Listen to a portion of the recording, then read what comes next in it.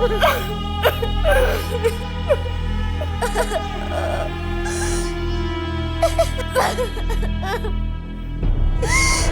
सुपारी किलर ललित सिंह अपनी मर्जी से तो दो मर्डर करेगा नहीं, वो भी एक गरीब आदमी और एक मासूम बच्चे का। सिन्हा, इस वक्त हमारे पास क्या है? सर ड्राइवर गुड्डू चौबे और वो उल्टी कुमार विवेक आर्या। सर इस विवेक को उठवाकर उल्टी करवाते हैं। डेफिनेटली सिग्नल दिया गया होगा अटैक करने से पहले ललित सिंह को। स्पॉट पे तय हो कि कहाँ रुकना है और अटैक के लिए कौन सी जगह से। सर हर्ष की असली माँ माधुरी और उसके पति राजकुमार को भी रूल आउट नहीं करना चाहिए। और मोहन जी और शायद उनके बेटे सनी को भी, जो पेरिस में बैठा है। ये बच्चा हर्ष अपनी जिंदगी में खुश था, इसी का अडॉप्शन हुआ और इस तरह से मारा है। ये प्लान चाइल्ड ट्रैफिकिंग माफिया का भी हो सकता है, पर जो भी है, हमें मास्टरमाइंड और किलर दोनों को खुद निकालना है।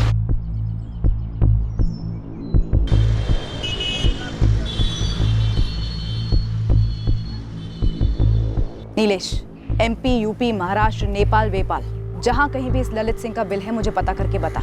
मैडम, ये ललित सिंह खाली पेशेवर हत्यारा नहीं है, खानदानी भी।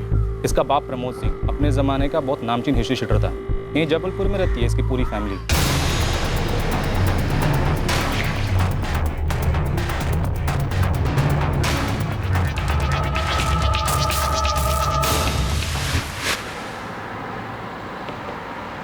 अब क्या बात करने को रह गया है सर? मेरे बेटे हर्ष को क्यों मारा? क्या मिला किसी को? शायद डील के पैसे नहीं मिले हों, इसलिए मर्डर हुआ। कोई ब्लडी डील नहीं था। एवरीथिंग, सब कुछ बिल्कुल लीगल था। मोहन जी से बैक चेक कीजिए प्लीज सर।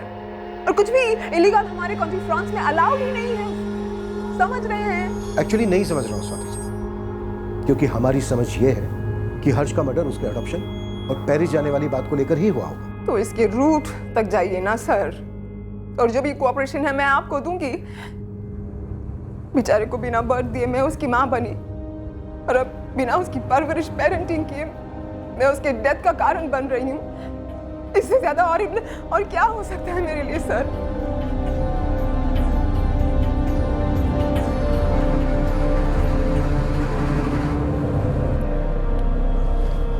इतना स्ट्रेस मत लो स्वाति, पापा हैं वहां, सब संभाल लेंगे। लो पानी पियो। पेट ही खराब है ना विवेक का, तो दवा दीजिए उसे।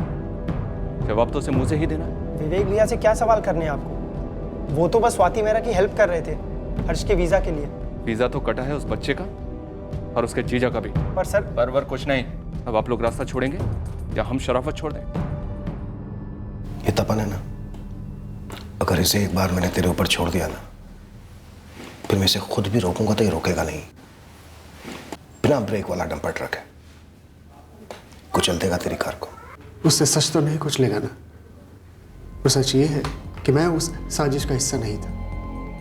मैंने हत्यारों को कोई सिग्नल नहीं दिया। तुम लोगों के बेड़ा घाट में दाखिल होने से जस्ट पहले वहीं बेड़ा घाट के पास एक ठेले पर ललित सिंह चाय पकौड़े खा रहा था। उसे सिग्नल मिला, तुरंत वो और उसके आदमी ने तुम्हारी गाड़ी का पीछा किया, फिर हमला किया। अब हमें तो ये बता कि उसे सिग्नल किसने दिया, तूने या विवेक ने? मैं गाड़ी चलाते हुए फोन नहीं करता, मैं लेता भी नहीं हूं। मैंने फोन दिया ना आप लोगों को था, आप खुद ही देख लीजिए।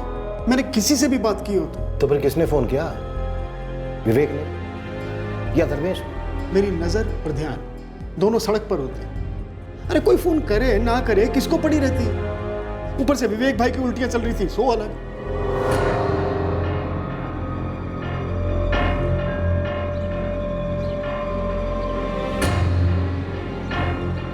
सर, अभी मैं कैसे आऊं?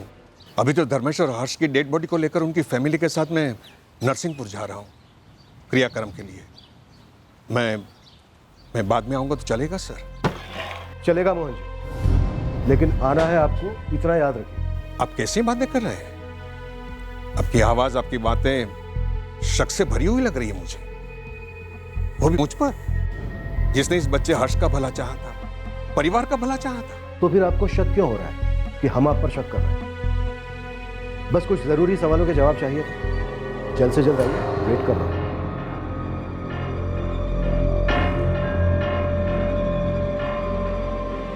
प्रीति, तो लोग मेरे साथ गाड़ी में चलो, एम्बुलेंस पीछे से आएगी।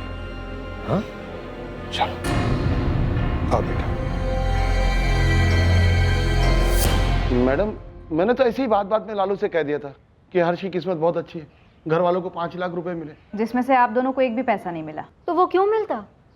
जो भी किया हर्ष और डिंपल के लिए किया, प्रीति और धर्मेश ने किया, इसका एहसास था हमें। एक मिनट, कहीं आप ये तो नहीं कहना चाहती कि हमने मरवाया है मेरे हर्ष को और मेरे दामाद धर्मेश को? मेरे हर्ष, मेरे दामाद, किसी चीज पर हक जताने के पहले उसका फर्ज अदा करना जरूरी नहीं होता। हक और फर्ज ये दोनों मजबूरी के गुलाम हैं मैडम। हर्ष की किस्मत अच्छे के लिए पलटी, इसका मतलब ये नहीं कि हमारी नीयत बुरे के लिए पलटी। ऊपर से हमारी ये फटीचर हालत, खुद एक पान खाने की औकात नहीं है हमारी, तो किसी को मारने की सुपारी क्या खाक देंगे? हाँ, और ये सब करके हमें मिलता क्या? पैसा मिलता। इस सारे फसाद की जड़ उस आदमी ने आपको कितने पैसे दिए जिसने आपसे ये कांड करवाया? एक पैसा नहीं मिला है हमें। और पैसे ही निकलवाने होते तो आसान तरीका था, जब कागज पत्री बन रही थी तभी कह देते कि ना इतने इतने लाख रुपए दो तभी दस्तखत करेंगे, क्योंकि हमारे दस्तखत के बिना वो विलायती मैम हर्ष को नहीं ले जा पाती। और हमने दस्तखत किए। मैंने खुद अपने दोनों बच्चों को कानूनन अपनी बड़ी बेटी प्रीति को सौंप दिया ताकि मैं इनके साथ एक नई जिंदगी शुरू कर सकूं। तो कहीं प्रीति और धर्मेश ये दोनों कोई साजिश रच रहे थे? हद कर रही हैं आप मैडम। अब हम दोनों नहीं तो वो दोनों। तो फिर कौन? कोई है तो जरूर। हमको नहीं मालूम मैडम, इसके बाद का सारा व्यवहार विलायती मैम स्वाति से प्रीति और धर्मेश ने किया था। हम तो मोहन जी को भी नहीं जानते, वो प्रीति और धर्मेश ही लेके आए थे उनको। सर, क्वेश्चनिंग के वक्त ना तो माधुरी और ना ही उसका पति राजकुमार हड़बड़ाए हुए थे। मैंने तहसील ऑफिस में पता किया तो कागजात बाकायदा बनाए हुए हैं, कोई झोल नहीं है। और ये मोहन जी, इनकी पूरे बेड़ाघाट में काफी इज्जत है। तो फिर झोल का है? इस बच्चे और इसके जीजा को टारगेट क्यों बनाया गया? सर, एक जगह हो सकती है। सर ये देखिए, जून 2015 से अगस्त 2015 तक अडॉप्शन के लीगल पेपर्स बने ताकि उसमें कोई रोक ना आए। फिर सितंबर 2015 में स्वाति मेहरा पेरिस से यहाँ बेड़ाघाट आती है बाकी की फॉर्मेलिटीज पूरी करने के लिए। अब बनता है हर्ष का पासपोर्ट फरवरी 2016 में, यानी पूरे 6 महीने बाद। सर, आज के टाइम में पासपोर्ट तो यूं बनते हैं और उसके वीजा का काम तो अभी तक यानी कि जून 2017 तक चल ही रहा था। जबकि ड्राइवर गुड्डू ने बताया कि वो लोग वीजा के सिलसिले में कम से कम 3 बार जबलपुर अप डाउन कर चुके हैं। सर, वीजा के लिए इतना टाइम किस लिए? क्या रुकावट हो सकती है? पॉइंट मंजू, मुझे लगता है कोई गेम खेल रहा है। एक तरफ पेरिस की स्वाति बहन, दूसरी तरफ हर्ष की फैमिली, शायद दोनों को भी मोहरा बना रहा हो। मुझे इस अडॉप्शन की लीगलिटी पर ही डाउट हो रहा है। मुझे लगता है इस अडॉप्शन के पर्दे के पीछे मकसद कुछ और ही है। गुड्डू की हम काफी धुलाई कर रहे हैं विवेक, और अब मुझे ऐसा लग रहा है बहुत जल्द तेरी बारी आने वाली है। किस लिए सर? मैं तो बस धर्मेश की हेल्प कर रहा था हर्ष के वीज़ा के लिए। लेकिन विवेक, फिर भी तेरी मदद के बावजूद 4 बार जबलपुर अप डाउन करना पड़ता है, जबकि आजकल वीजा प्रोसीजर मक्खन जितना आसान है। सर, अडॉप्शन केस है, फॉर्मेलिटीज अलग होती है। आप एक बार चेक तो कीजिए। वैसे ही फ्री फंड में मदद किस खुशी में की जा रही थी? सर, दोस्ती में, और सिर्फ दोस्ती में। सर, मैं खुद 5 महीने पहले तक पेरिस में काम कर रहा था, एक रेस्टोरेंट मैनेज कर रहा था, और सनी वहाँ अक्सर आया करता था। और विदेश में सर, जब एक इंडियन दूसरे इंडियन से मिलता है तो अच्छी दोस्ती हो जाती है।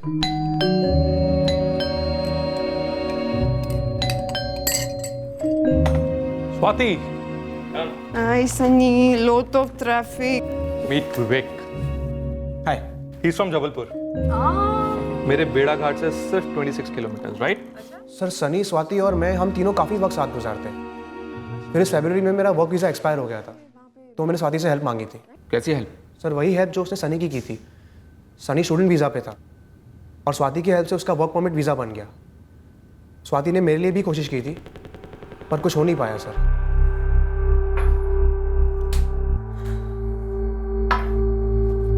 I'm sorry, विवेक। मैंने बहुत ट्राई किया, but it's okay, thanks. You know ना कि हमारी कंपनी एक फाइनेंशियल कंपनी है और तुम्हारी क्वालिफिकेशन केटरिंग की है, सो कोई नहीं, इट्स ऑलराइट। पर स्वाति, हम 6 महीने में पक्का कोई ना कोई जुगाड़ करके विवेक को एक जॉब ऑफर भेज सकेंगे ना? हाँ, श्योर, ज़रूर कुछ होगा। We can try. Thanks Vivek, thanks Swati. तो तेरे सामने गाजर था, वर्क परमिट। सर, गाजर वाजर क्या सर? सर, कोई गुनाह थोड़ी है अब्रॉड सेटल होना, हेल्प मांगना। गुनाह है 10 साल के बच्चे हर्ष का कत्ल, जिसका वीजा बनाने की रिटर्न हेल्प तू कर रहा था। सर, मुझे इस मर्डर के बारे में कुछ नहीं पता। मैं तो बस मोहन जी की हेल्प कर रहा था, वो इतने बिजी आदमी है। हर्ष का पासपोर्ट तो 2016 में बन गया था ना, तो अब जाके वीजा क्यों बन रहा था उसका? सर, ना मैंने हर्ष का पासपोर्ट बनाया, ना ही मैंने उसको गोद लिया है। आपको जो पूछना है आप उन लोगों से पूछिए ना। किन लोगों से? स्वाति से, मोहन जी से, सनी से। चल तेरा दूसरा नंबर दे। दूसरा नंबर? वही नंबर जिससे तूने ललित सिंह को कॉल किया था, अटैक करने का सिग्नल दिया था उसे। सर मैंने कोई सिग्नल नहीं दिया। हर्ष और उसका जीजा दोनों मारे गए, लेकिन तेरे और गुड्डू के ऊपर एक खरोंच तक नहीं आई। तो सर हमारी गलती कि हम बच गए, हम साजिश का हिस्सा बन गए। सर इसमें कोई लॉजिक ही नहीं बनता है।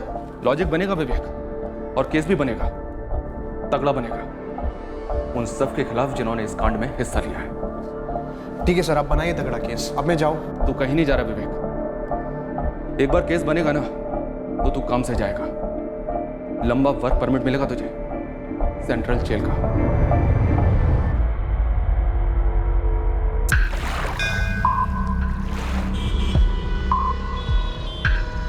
इस ललित सिंह की माँ यहीं जबलपुर में रहती है। बाप कहाँ है उसका? पता नहीं, बाप तो 6 साल पहले माँ से अलग हो गया। अच्छा तू एक काम कर, तू माँ का घर दिखा दे, बाकी का क्राइम ब्रांच वाले संभाल लेंगे।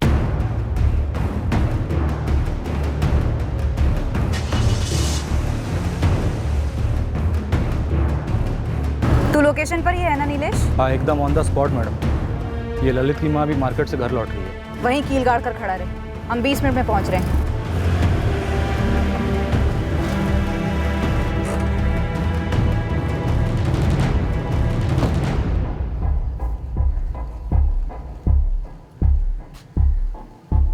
पापा की गैरेज में कम इस वीजा शीजा के चक्कर में बहुत टाइम खोटे हुआ विवेक भैया का। फिर भी अभी तक हर्ष मौर्य की वीजा की एप्लीकेशन तक नहीं हुई है।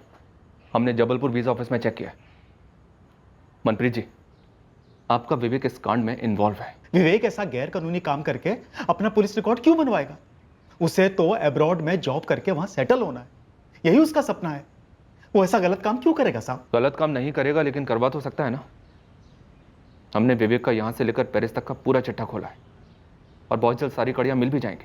बेहतर होगा कि आप लोग विवेक से बात कीजिए, उसे सरकारी गवाह बनने को समझाइए। मनप्रीत जी, यही आखिरी मौका है। 2 लोगों की बेरहमी से हत्या की गई थी, जिनमें से एक 10 साल का बच्चा था। मामला बहुत सीरियस है। हर्ष तेरे पास ही रहता तो कम से कम जिंदा तो रहता, और तेरे पास वो खुश तो था ही। माँ इस गरीबी में शायद उसे कम खुशियां दे पा रही थी। यही सोच के दिल पे पत्थर रख के मैं तैयार हुई थी हर्ष को गोद देने के लिए। हर्ष के अच्छे भविष्य के लिए ही सोच रहे थे मैं और धर्मेश। और धर्मेश, ये मोहन भाई कौन है? मोहन भाई बेड़ा घाट के बहुत बड़े आदमी, रतन दास जी सेठ है ना, उनके कोई दोस्त है। कल मिलने भी आने वाले। कोई विलायती मैम है जो हर्ष को गोद लेना चाहती है। डिम्पल को भी? नहीं, अभी तो सिर्फ हर्ष की बात हुई है। वो विलायती मैम किसी लड़के को ही गोद लेना चाहती है। मैं क्या कहूँ उनसे? ना बोल दूँ, मेरा दिल नहीं मान रहा है। हमें नहीं चाहिए विलायत बिलायत का चक्कर। हर्ष को कहीं नहीं भेजना है।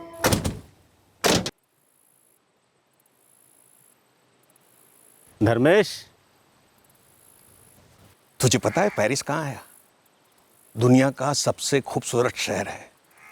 अस्पताल मुफ्त, पढ़ाई मुफ्त। अगर नौकरी गई ना तो गवर्नमेंट भत्ता देती है।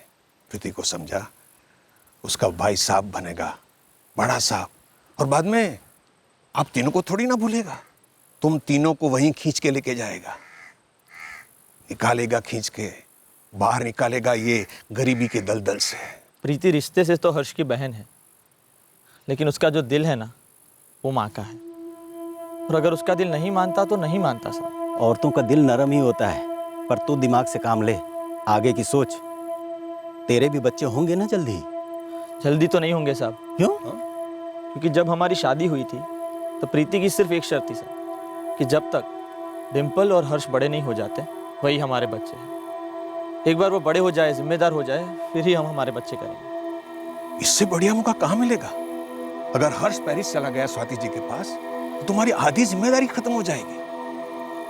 देख धर्मेश, ऐसा मौका लाखों में से एक को नहीं मिलता, और ये ठुकराने के बाद नसीब को दोष मत देना गरीबी के लिए। देख हर्ष बेटा, तेरे जीजा जी कह रहे कि प्रीति दिल से नहीं दिमाग से सोच।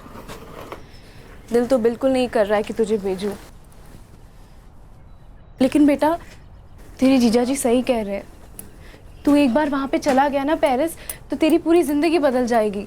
तुझे अच्छा पढ़ने को मिलेगा, अच्छा खाने को मिलेगा, सब अच्छा होगा तेरे लिए। मुझे तुम्हारे साथ, डिम्पल के साथ और जीजा जी के साथ रहना ज़्यादा पसंद है। तो हमारे लिए अपनी अच्छी किस्मत छोड़ देगा? मैंने कहा ना, मैं कहीं नहीं जाऊँगा। दीदी मत भेजो ना हर्ष भैया को। देख डिम्पल, तेरे जीजा जी और मेरे पास कुछ नहीं है तुम दोनों को देने के लिए। दीदी मुझे कुछ नहीं चाहिए, मुझे हर्ष भैया यही चाहिए, मत भेजो उसे। देखो तुम दोनों नाटक करना बंद कर दो। हाँ, अगर मैं और तेरे जीजा जी तुम दोनों के भले के लिए नहीं सोचेंगे तो और कौन सोचेगा? देख हर्ष बेटा, हम तीनों के लिए भी आसान नहीं है तेरे बिना जीना, लेकिन एक बार तू वहां पे चला गया ना तो तेरे लिए सब कुछ आसान हो जाएगा। और फिर तू एक दिन डिम्पल को भी अपने पास ही बुलाएगा ना, है ना? लेकिन वो तो अभी भी अपने पास ही है ना, मत भेजो उसे। डिम्पल, तू नहीं चाहती कि तेरा भाई बड़ा आदमी बने, बड़ा अफसर बने? अरे गाड़ियों में घूमेगा ये वहां पे, और फिर एक दिन तेरा भाई अपनी प्यारी सी डिम्पल को भी लेके जाएगा ना अपने साथ। क्यों हर्ष? नहीं, मैं भाई को कहीं नहीं जाने दूंगी। देख बेटा, डिम्पल छोटी है, उसे समझ में नहीं आ रहा है कि ये मौका कितना बड़ा है तेरे लिए, लेकिन बेटा तू तो समझदार है ना, तुझे पता है ना कि मैं तेरे भले के लिए बोल रही हूँ। बेटा मान लेना मेरी बात।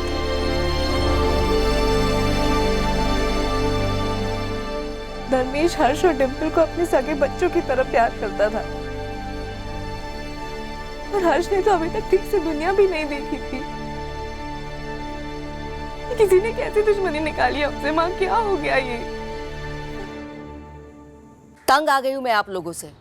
अरे ललित ने कुछ कर दिया, आ गई पुलिस मेरा खून चूसने। उसके बाप ने कुछ कर दिया, आ गई पुलिस मेरा खून चूसने। उन दोनों मुजरिमों के जुर्म के साथ मेरा कोई वास्ता नहीं है, मैं उनसे फूटी कौड़ी तक नहीं लेती हूँ। अब इसमें मेरी क्या गलती है जो मेरा बेटा और उसका बाप दोनों ऐसे निकले? अगर ललित मिला नहीं ना शालिनी जी, तो आपका जीना मुश्किल हो जाएगा। आपकी ये धमकी है ना, अपने जेब में रखिए। कायदा और कानून तोड़ने वालों के साथ रह रह के थोड़ा बहुत कानून मैं भी समझने लगी हूँ। आप मुझे हाथ तक नहीं लगा सकती हो। और ये जो तलाशी के नाम पे मेरा सारा घर तहस नहस करके रखा है ना, सब समेट के दीजिए। चलिए। आजकल हफ्तों में पासपोर्ट आ जाता है, लेकिन आपने 6 महीने लगा दिए। सर, हफ्तों में बनने वाले पासपोर्ट में सिर्फ एक माँ होती है, यहाँ 3-3 माएँ थी। पहली जन्म देने वाली माँ माधुरी, दूसरी पालने वाली माँ समान बहन प्रीति, और तीसरी नई नई कानूनी माँ पेरिस वाली स्वाति जी। सर, 3-3 बार एप्लीकेशंस देने पड़े। वीजा एप्लीकेशन में करीब 1.5 साल लग गया। क्यों? स्वाति मेहरा ने अडॉप्शन के बाद फरवरी में पासपोर्ट के आते ही हर्ष को पेरिस क्यों नहीं बुला लिया? वो आप स्वाति जी से ही पूछिए। नहीं पूछना है मुझे स्वाति जी से। यहाँ बेड़ा घाट में हर्ष और उसके जीजा धर्मेश का मर्डर हुआ है, वहां पेरिस में नहीं। मोहन जी, आपने हर्ष की असली मां माधुरी जाधव और उसके पति राजकुमार का मैरिज सर्टिफिकेट बनवाया। आप ही ने हर्ष की बड़ी बहन प्रीति और उसके हस्बैंड धर्मेश को हर्ष का लीगल गार्जियन बनवाया। आपने ही अडॉप्शन के पेपर तैयार करवाए। आपने ही भागदौड़ करके पासपोर्ट बनवाया हर्ष का। माजरा क्या है मोहन जी? ये बच्चों की स्मगलिंग का कोई रैकेट है या फिर पैसों की कोई डील थी जो खट्टी हो गई? सर, पैसों का तो ऐसा है कि ऊपर वाले की मेहरबानी से मेरे पास काफी पैसे हैं। मैंने तो इज्जत से कमाए हूँ, लेकिन मेरी सबसे बड़ी कमाई बेड़ा घाट में मेरा नाम, मेरी इज्जत है। अब मेरी इज्जत उछालने चलने? मैं बच्चों की स्मगलिंग करूं? मैं मदद कर रहा था, मैं सोशल वर्क कर रहा था। लेकिन ललित सिंह सोशल वर्क नहीं करता मोहन जी, तगड़ी फीस लेता है लोगों को हेल्प करने की। और अगर ललित सिंह को हर्ष की किसी ने सुपारी दी थी तो उसे इस हत्याकांड से बड़ा फायदा हुआ होगा या फिर होने वाला है। कौन हो सकता है मोहन जी? सर, मैं नहीं हूं, आप पता करो। मेरी तरफ से कोई भी मदद लगेगी तो मैं जरूर दूंगा आपको। अगर आपको किसी पर शक करना होता तो आप किस पर करते? धर्मेश और प्रीति। हर्ष सोने की मुर्गी बन सकता था धर्मेश और प्रीति के लिए, रिटायरमेंट का प्लान बन सकता था। पता नहीं ये गवारों ने क्या सोचा होगा। लेकिन धर्मेश खुद भी तो मारा गया है। और प्रीति अपने छोटे भाई हर्ष को मरवाने में साथ क्यों देगी? ऐसा भी हो सकता नहीं कि धर्मेश ने अकेले ने प्लान बनाया हो, प्रीति को कुछ पता ही ना हो, अंधेरे में हो, और वो क्या नाम, ललित फलित, दोनों के बीच में अनबन हो। सब वो कहावत है ना, जहां 4 पैसे वहां 8 तलवारें।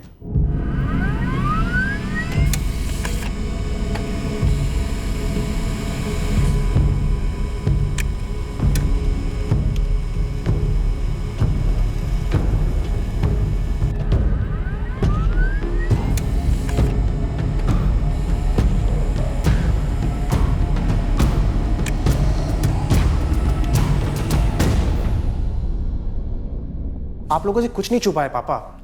मैं सिर्फ फ्रांस के वीजा के लिए मगजमारी कर रहा था।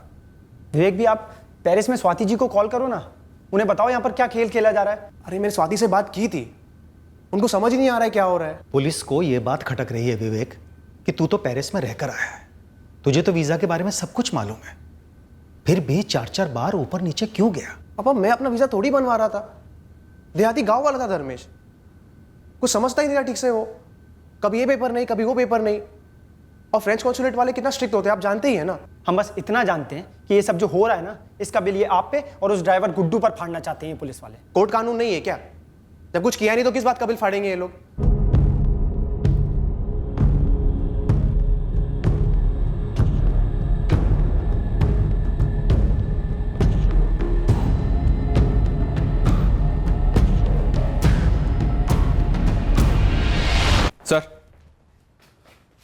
सर इस धर्मेश के कॉल कोर्स में किसी भी तरह की प्लानिंग की कोई हिंट तक नहीं है।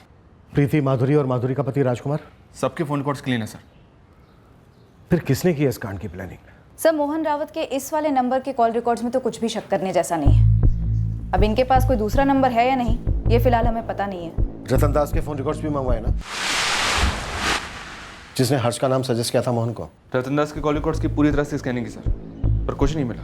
तो फिर बचा कौन? सर इस सुपारी किलर ललित सिंह की मदर शालिनी सिंह, उसके फोन रिकॉर्ड्स में से उसकी बहन रचना राठी का नंबर मिला है। ये देखिए सर, यहीं जबलपुर में रहती है, इसके घर के बाहर भी एक टीम तैनात कर दी है। हो सकता है ललित सिंह इसके घर छुपने आए। इस केस से जुड़े सारे सस्पेक्ट हैं हमारे पास, लेकिन कहीं से कोई एंगल बन नहीं रहा है। हो सकता है इनमें से कोई झूठ बोल रहा हो, या फिर असली कल्प्रिट इनमें से कोई हो ही नहीं। मंजू, धर्मेश और प्रीति ने मिलकर कुछ किया हो, ये वाला एंगल? सर वो एंगल टटोला मैंने प्रीति से बात की। जो कागज पत्री वो लोग बोलते वो सारे धर्मेश लेके जाता था जबलपुर हर्ष के साथ, कभी इस कागजात पे दस्तखत करने, कभी उस कागज पे दस्तखत करने। तुम लोगों को कभी लगा नहीं कि स्वाति जी ने 2015 में हर्ष को अडॉप्ट किया था और 2017 जून तक उसके वीजा के पेपर्स बन ही रहे थे? तुम लोगों ने कभी पूछताछ करने की कोशिश नहीं की विवेक आर्य या मोहन भाई से? हमें मालूम नहीं था कि इसमें इतना समय नहीं लगता है। अगर मालूम होता तो शायद पूछ भी लेते, लेकिन हमें कुछ नहीं मालूम था। जो भी वो लोग बोलते गए वो हम करते गए। इस वक्त तो हम हर चीज़ हर्ष से जोड़कर देख रहे हैं, पर हो सकता है कि असली निशाना धर्मेश था। क्या धर्मेश की नरसिंहपुर गांव में कोई दुश्मनी थी, कोई झगड़ा वगड़ा रहा हो? नहीं, धर्मेश बहुत ही सीधे थे, किसी के साथ कोई बैर नहीं था। हमें तो समझ में नहीं आ रहा है कि धर्मेश और हर्ष को मार के किसी को क्या मिल सकता है। सर नरसिंहपुर में अच्छी खासी फील्डिंग करवाई मैंने, पर धर्मेश का किसी के साथ भी कोई झगड़ा वगड़ा निकल कर नहीं आया। पर मंजू सुपारी दी गई, और वो भी ललित सिंह को, मतलब महंगी सुपारी थी सर। अब अगर इस सुपारी से किसी को कोई फायदा नहीं था तो फिर ये सुपारी दी क्यों गई? घूम फिर के सुई हमारी पहली थीसिस पे लौट रही है, मिस्टेकन आइडेंटिटी।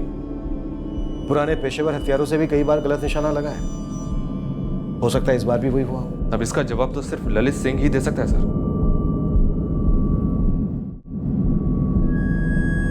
हम इस केस से जुड़े सारे संदिग्धों की बार बार इंटेरोगेशन करते रहे। या तो उनके बीच सांठगांठ इतनी तगड़ी थी कि कोई भी नहीं टूट रहा था, या फिर ये एक मिस्टेकन आइडेंटिटी का ही केस था। हम दावे के साथ कुछ नहीं कह पा रहे थे। हम सुपारी किलर ललित की मौसी रत्ना राठी को भी ट्रैक कर रहे थे। उधर पेरिस से हम पर स्वाति मेहरा का प्रेशर बढ़ रहा था, उसके नए नए गोद लिए बच्चे हर्ष के हत्यारों का पता लगा, पर उसकी तरफ से भी कोई ठोस लीड नहीं मिल रही थी जो हर्ष और धर्मेश के हत्याकांड को क्रैक करा सके। हमारी कंफ्यूजन सिर्फ एक आदमी दूर कर सकता था, खुद ललित सिंह। ललित सिंह को धरने के लिए हमने पूरा जाल बिछा रखा था, बस इंतजार था उसके फंसने का।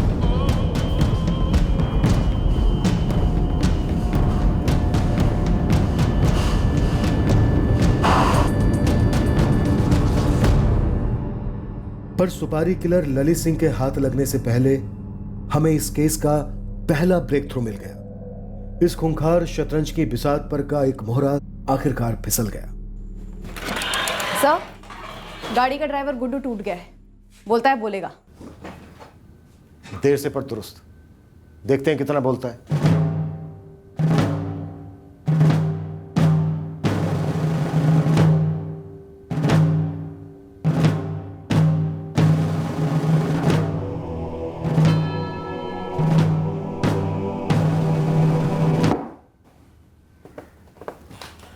गुड्डू कौन सी चक्की का आटा खाता है तू? इतने दिन भोला भाला बना रहा, ना बातों से टूटा ना लातों से। मैं पैसों के लालच में आ गया था। मैं बहुत छोटा आदमी। लालच किसने दिया तुझे? शुरुआत से बोल। बोल। साहब, वो हर्ष को मारने की 2 बार पहले भी कोशिश की। किसने कोशिश की थी? सुपारी किलर ललित सिंह ने? वो तो नहीं पता साहब, पर वही 2 लोग बाइक पर सवार थे। सब एक बार 23 मई को और एक बार 2 जून को, जब हम जबलपुर से लौट रहे थे नरसिंहपुर की तरफ, हर्ष और धर्मेश भाई को छोड़ने के लिए। उसी स्पॉट पर कोशिश हुई थी? नहीं साहब, वो शाहपुरा के टर्निंग से पहले 23 मई को।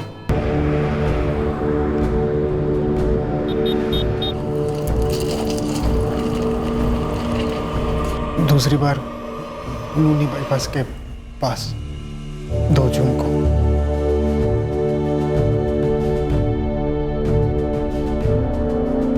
गाड़ी किसके कहने पर रोकी गुड्डू?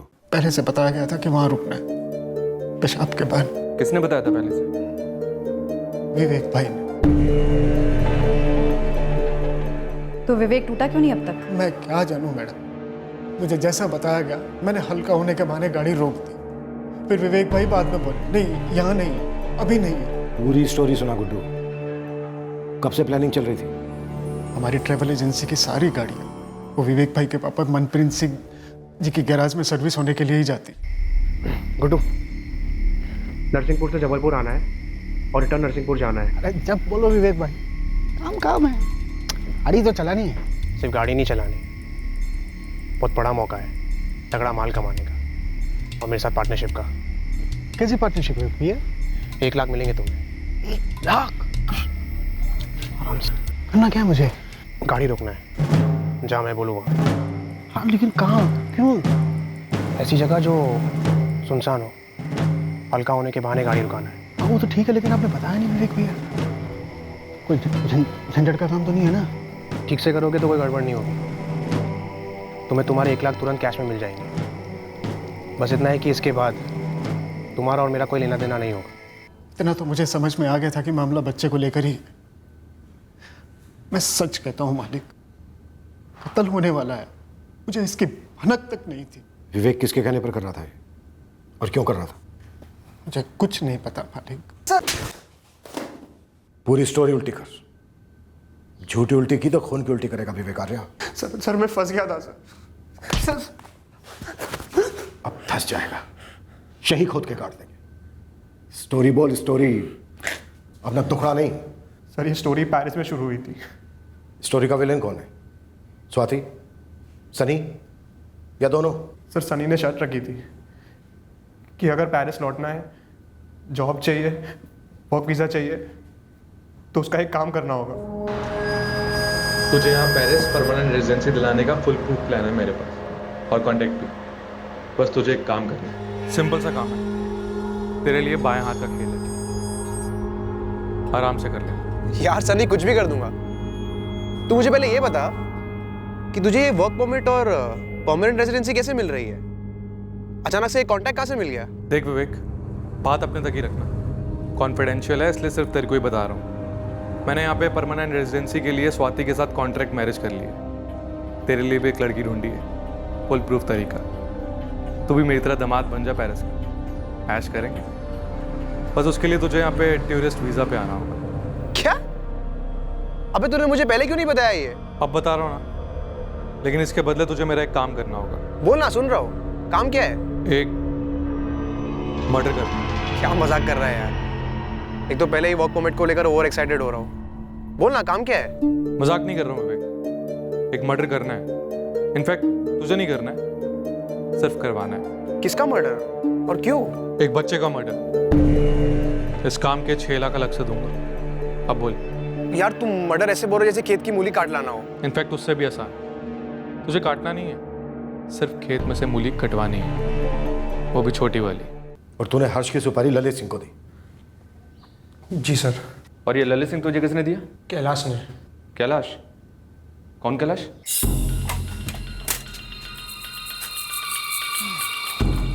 कैलाश जी, अरे विवेक, कैसे हो?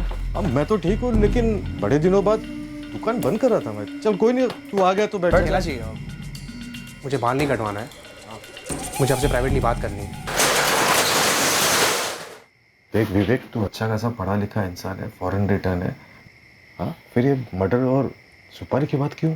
कैलाश जी, ये मर्डर मेरे लिए वीज़ा है पेरिस लौटने का, हमेशा हमेशा के लिए। विवेक, मैं तुम दोनों भाइयों को बचपन से देखते आया हूँ हाफ पैंट में। तुम्हारे डैडी मेरे दोस्त है और गैरेज भी अच्छा खासा चल रहा है। तो दूसरे देश में क्यों नहीं चले जाता?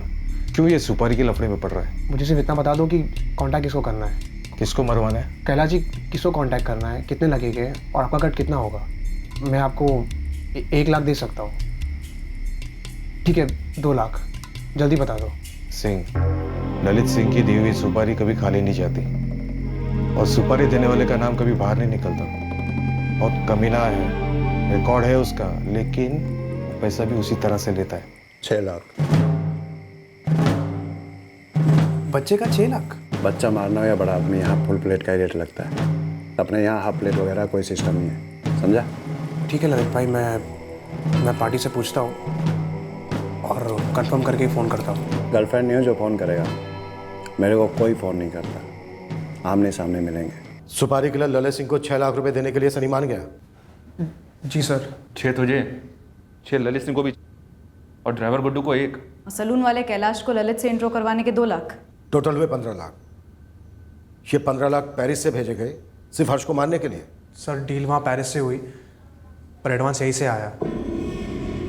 ललित को सुपारी के 1 लाख मिले, कैलाश को 25,000, मेरा और गुड्डू का एडवांस अभी बाकी है सर। ये एडवांस यहाँ बेड़ाघाट में किसने दिया? सर, मोहन जी ने।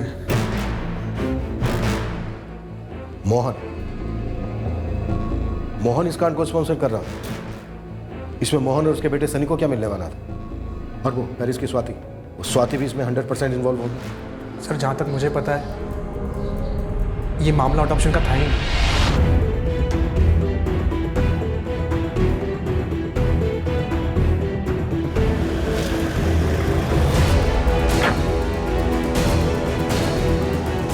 मैडम, लेकिन मुझे नहीं मालूम था कि विवेक किसका मर्डर करने वाला है। मालूम होता तो तू क्या करता? चिल्ड्रंस डिस्काउंट दिलवाता, 2 मर्डर का पैकेज डील करवाता, 1 पे 1 फ्री।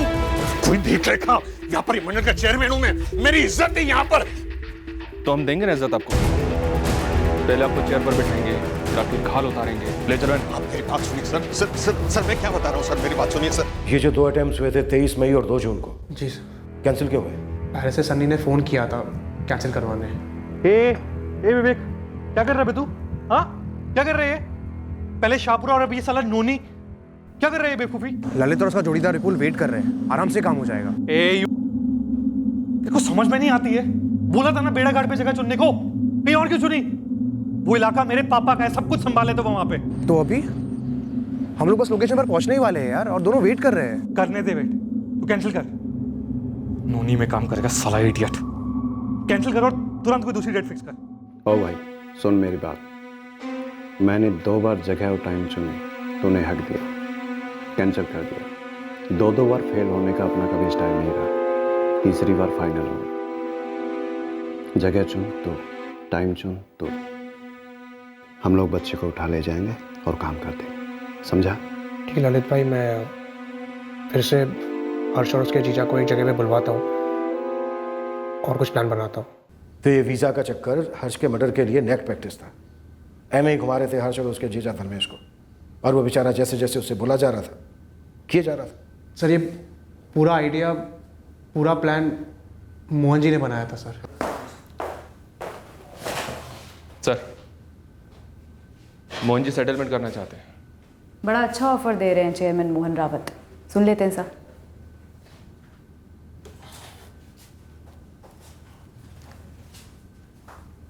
सर मैं क्या कहता हूं, हम लोग आगे की सोचते हैं। हर्ष और उसके जीजा के बारे में सोचने वाला कोई है नहीं। हम यहाँ हैं, आप लोग यहाँ पर हैं, और वो जो असली खिलाड़ी वो पेरिस में, जिसको आपको छू नहीं सकते हैं। आप एक फिगर बोलो, चाहिए तो आप अंदर डिस्कशन कर लो ना, लेकिन एक दिल खोल के फिगर बोलो, जो मैं दिल खोल के दे सकूंगा। एक 10 साल के बच्चे की तड़ियां बाहर निकलवाने वाला दिल की बात कर रहा है।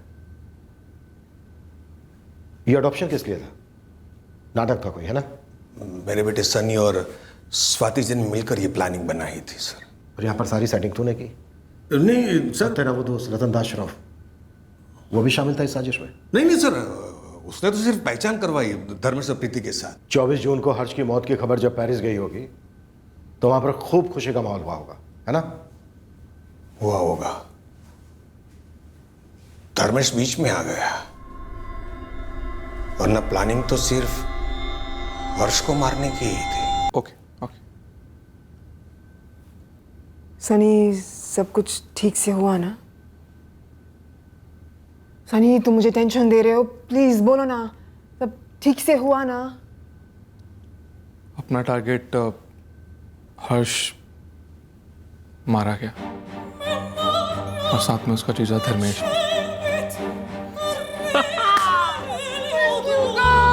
We are. It's time to party.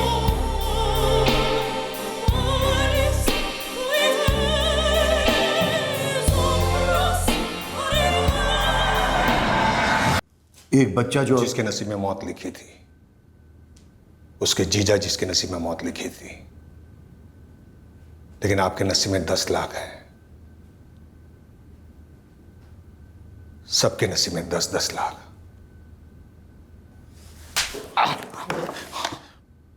ये कोई पहला ऑफर तो है नहीं जो आपको मिला हो, और हर्ष कोई आखिरी बच्चा था नहीं जो इस दुनिया में से गया हो। बच्चे की बोली कितने की लगाई और किसने लगाई?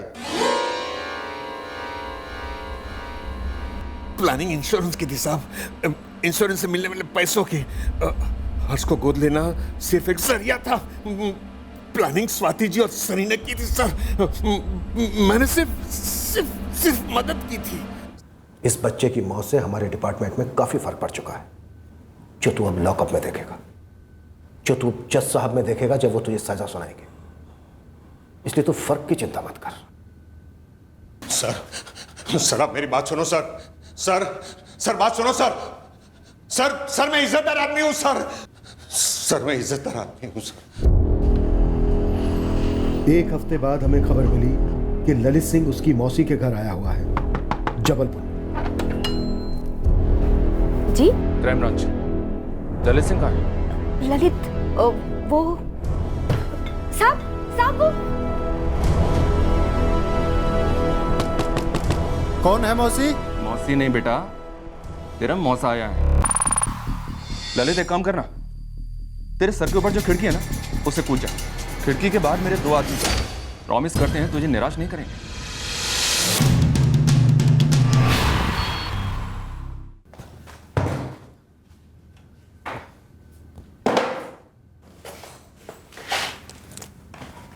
बड़ी कलाकारी दिखाई उस बच्चे और उसके जीजा पर। साड़ियां तड़ियां बाहर, क्या चाकू घुमाया है, और हमें भी घुमाया। सुपारी तो सिर्फ बच्चे के लिए था साहब। वो उसका जीजा फीजा जो भी है वो तो बेकार में हीरो बन रहा था। अपने जोड़ीदार का नंबर दे दे, उसे भी मंगवा लेते हैं, तेरी कंपनी भी हो जाएगी। ठीक है? बताता हूँ ना साहब, लेकिन वो मेरी बेल मत रुकने देना। मेरा वकील मिलेगा आपको। तेरे वकील साहब को क्यों तकलीफ दे? तेरी बेल हम ही करवा देंगे यहीं पर, इसी लॉकअप में। उसके बाद तू अंदर रहे या बाहर, क्या फर्क पड़ता है? 6 दिन, पूरे 6 दिन वो बच्चा और उसके जीजा आईसीयू में तड़पे हैं।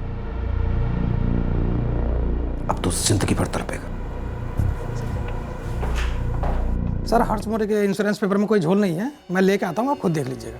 कितनी किस्त भर दी गई है? मिस स्वाति मेहरा ने पहली किस्त अदा की है। और सर मैं आपसे कहना चाहूँगा, मैंने कुछ गलत नहीं किया है, सब कुछ कायदे से हुआ है। पेपर्स तो लेके आइए एजेंट साहब, हम इंश्योरेंस कंपनी से आपसे सबसे बात करेंगे, उसके बाद ही तय होगा। पेरिस लेके ही नहीं जाने वाले थे। नहीं प्रीति, उन्होंने तुम लोगों को ढाल बनाया, खास करके हर्ष को, जीवन बीमा के 2 करोड़ रुपए के लिए। और वो जो औरत है स्वाति मेहरा, उसका हर्ष को गोद लेने का कोई इरादा नहीं था। बीमा के पैसों के लिए मार दिया हर्ष को?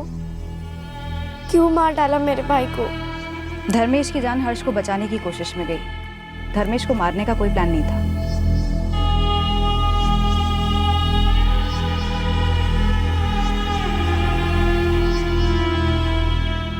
मनप्रीत जी, खुद विवेक ने हमें ये सब बताया। हमारे विवेक ने ऐसा किया? 6 लाख रुपए और पेरिस में जॉब, इसके लिए उसने 2 मासूमों को मरवा डाला।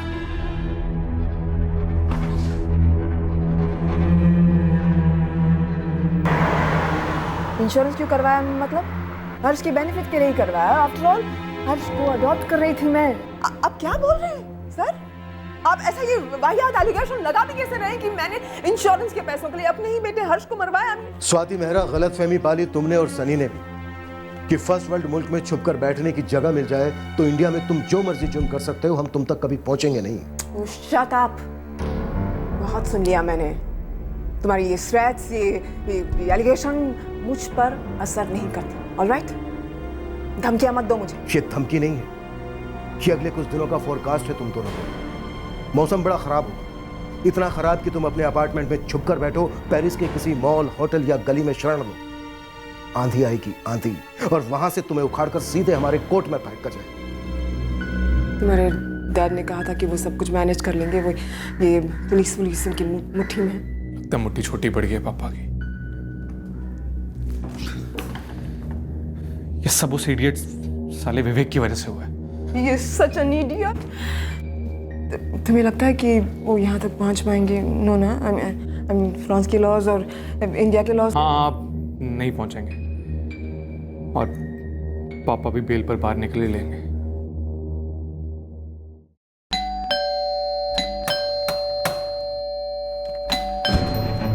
Madame Swati Mehra?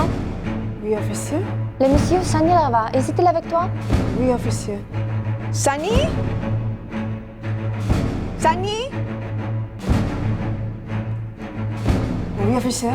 Que se passe-t-il? Nous avons votre mandat d'arrêt. What happened, officers? What have we done? Quoi on nous fait? Nous avons un mandat d'arrestation. Provincial Provence Dan. Vous pouvez le lire. पहले lookout notice जारी, फिर red corner notice जारी, ताकि स्वाति मेहरा और सनी रावत के फरार होने के सारे प्रयास भंग किए जा सके। आखिर में हम प्रोविजनल अरेस्ट वारंट इशू करवा पाए और इस जोड़े को पेरिस पुलिस की टीम ने गिरफ्तार कर लिया।